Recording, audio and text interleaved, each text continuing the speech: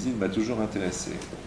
Et je crois qu'il est très important d'éduquer les enfants au goût et de leur montrer comment on fait la cuisine. Et ça, c'est vrai pour tout le monde, pour les enfants comme pour les garçons comme pour les filles. Je crois que la cuisine française telle qu'elle est connue aujourd'hui et a été façonnée par l'histoire. C'est vrai qu'il y a une tradition en France culinaire extrêmement développée qui est due, je crois, à la diversité régionale de la France. Nous avons la chance d'avoir des régions très contrastées, chacune avec des spécialités culinaires. Et tout ça, mis bout à bout, crée un patrimoine culinaire assez exceptionnel, qui est lié aussi, je crois, à la richesse du terroir agricole français. Vous savez que le terme de terroir est très difficile à traduire dans une langue étrangère. C'est, disons, un mini-climat, une terre spécifique à une région qui fait qu'il y a des spécialités très spécifiques et qui ne peuvent pas être produites ailleurs.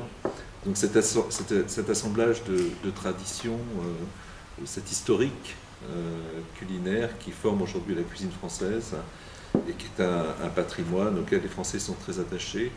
C'est pour ça que je crois que la reconnaissance par l'UNESCO de la cuisine française comme patrimoine va de soi, mais je m'empresse d'ajouter que ce n'est pas exclusif d'autres cuisines.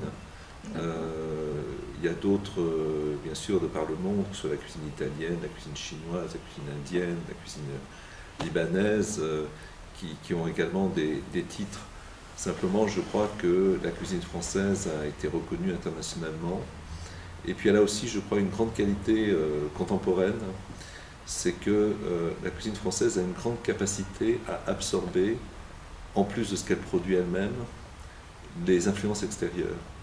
Moi, je suis toujours frappé de voir que, par exemple, le couscous, qui est une spécialité nord-africaine, je ne veux pas rentrer dans le débat sur le couscous marocain contre le couscous algérien ou tunisien, c'est un sujet très sensible, mais a été finalement adopté comme un plat français. Écoutez, chaque pays est tellement différent. Je veux dire, bon, évidemment, ici, je découvre la cuisine libanaise, que je connaissais quand même, parce que la cuisine libanaise n'est pas très bien représentée en France. Le nombre de restaurants libanais qu'il y a en France est impressionnant, et il y en a de plus en plus qui sont ouverts ces dernières années. Simplement, il faut faire la différence entre la cuisine familiale et la cuisine de restaurant.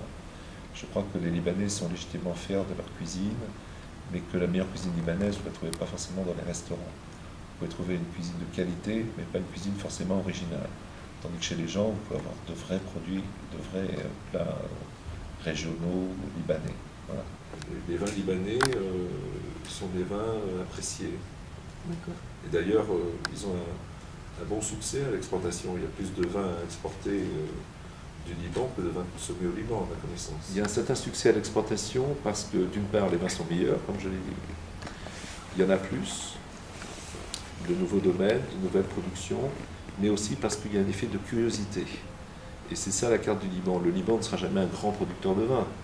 C'est un pays où les terres disponibles pour le vin sont quand même relativement réduites par rapport à la France, l'Australie, l'Italie, l'Espagne. C'est un petit pays du point de vue viticole. Mais il y a un phénomène de curiosité. Les gens voudront goûter le vin libanais et s'ils le trouvent bon, ils réessaieront.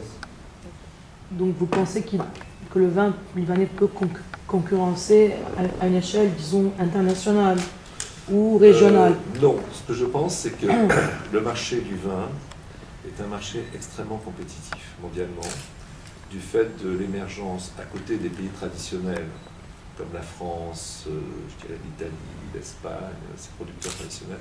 Il y a de plus en plus de pays qui produisent du vin de qualité et en grande quantité.